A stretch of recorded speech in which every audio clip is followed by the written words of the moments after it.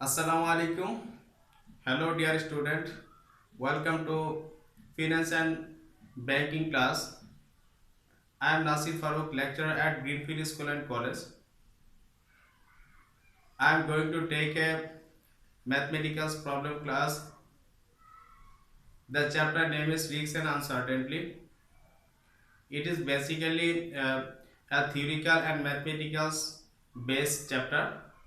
A creative question is given in every year in SSC exams. So this is most important chapters. I hope all of the students carefully in my lecture. If you attention in my lecture, you will be able to solve mathematical problem. There is an a formula for find out the risks, to find out the minimize of risks, and decisions to which problems, which project should be acceptable, which project should be not acceptable. There is an formula also mentions in my lecture. The formula is standard deviation. Standard deviations it indicate sigma. Sigma meaning risk. Here the sigma is equal root over summation of return minus average return square divided in minus 1.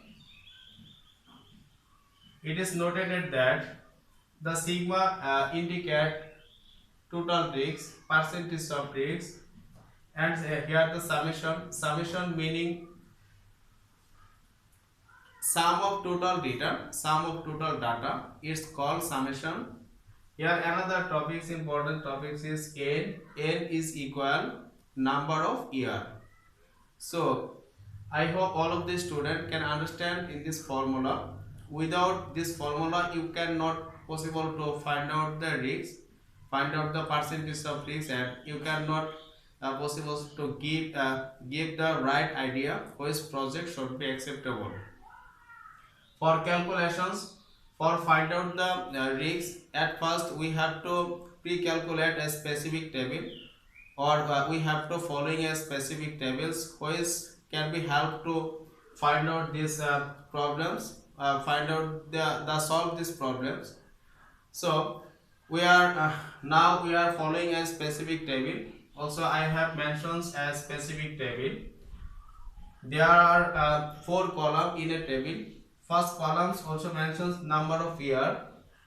I mean total number of year you have to write in this column. The second columns is return.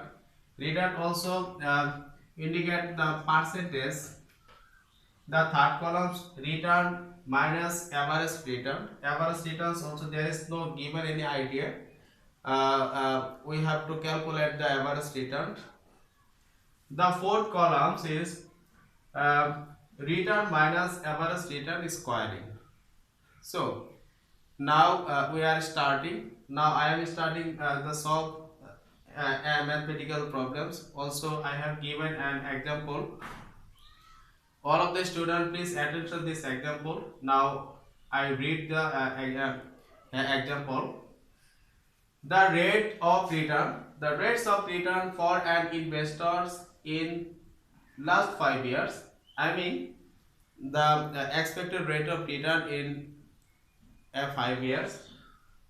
The 10% first year return 10%, second year return 20%, third year return 5% and fourth year return 15% and last year return I mean fifth year return 12% respectively.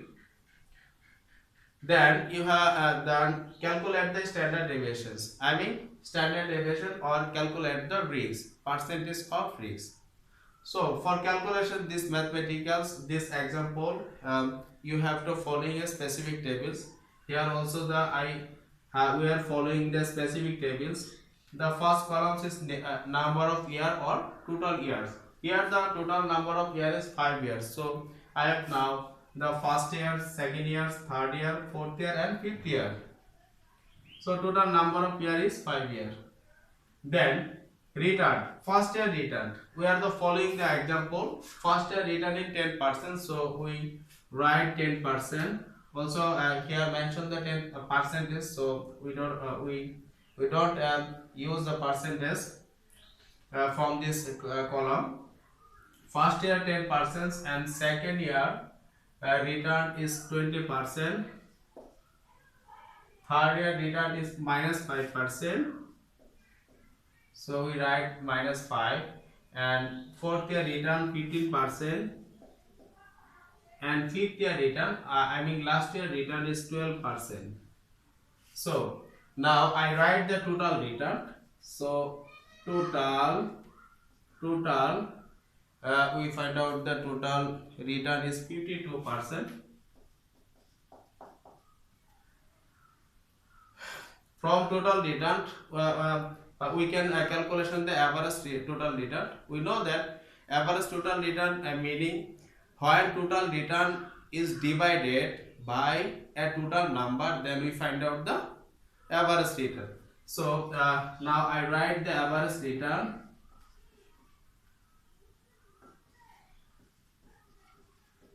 Average return, here the total return is 52% divide total number of years. Here total number of years is 5 years. So we write the total number of years divided 5 years. Then we will get 10.4%. Now I am following the third columns. Third columns, here the return minus average returns. Here the return, there are different returns in different years. First year return is 10%, so I write 10 minus average return. Here average return 10.4%. So we find out the minus 0.4. The second year return 20% minus average return 10.4. Then we find out the 9.6%.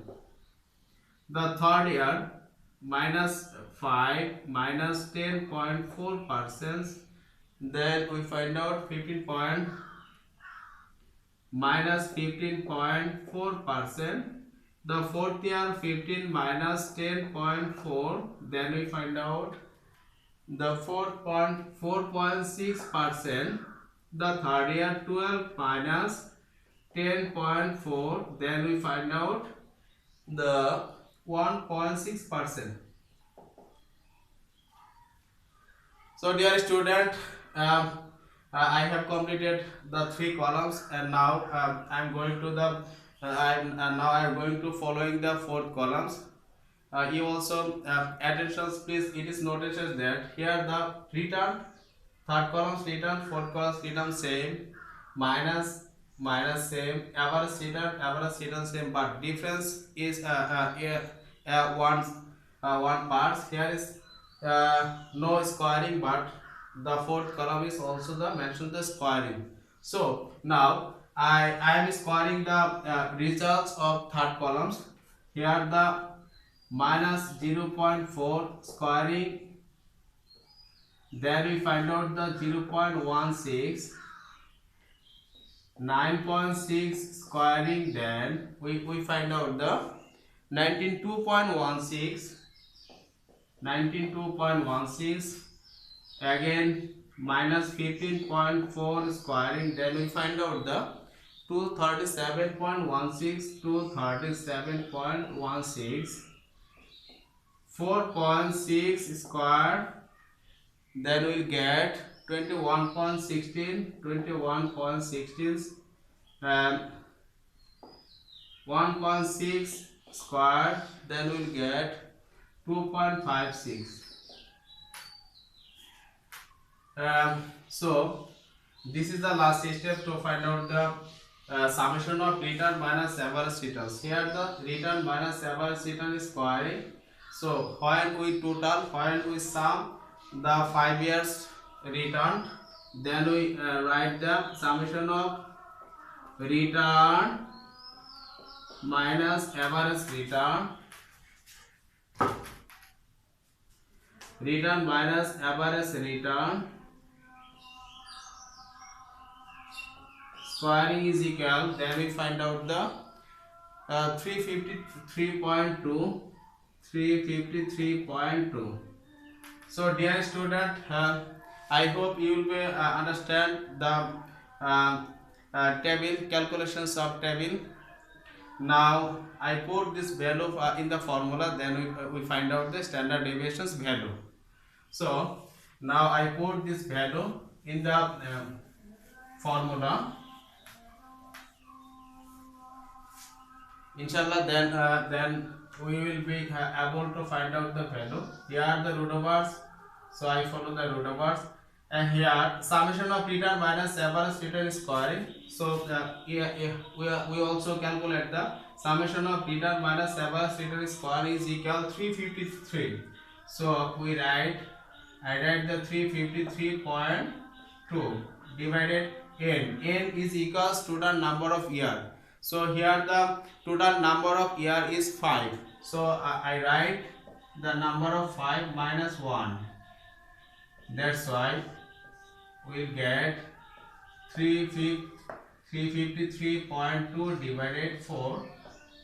When it's divided by 4, then we will get 88.3. By squaring 88 point, by root over 88.3, then we will get 9.396. 9.396. By applying these mathematical problems, you will be get, by applying this following method, you will be get mathematicals. You will be solve the mathematical problems. I hope all of the students understand in my lecture. If you have any confusion, if you didn't understand in my lectures, you also be mentions in inbox. I will try to solve your problems. No more today. Thank you all. Assalamu alaikum warahmatullahi wabarakatuh.